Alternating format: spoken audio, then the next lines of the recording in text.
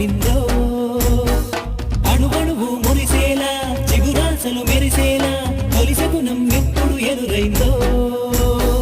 చూస్తూనే ఎక్కడి నుంచో చైత్రం కదిలొస్తుంది పొగ మంచును కోపం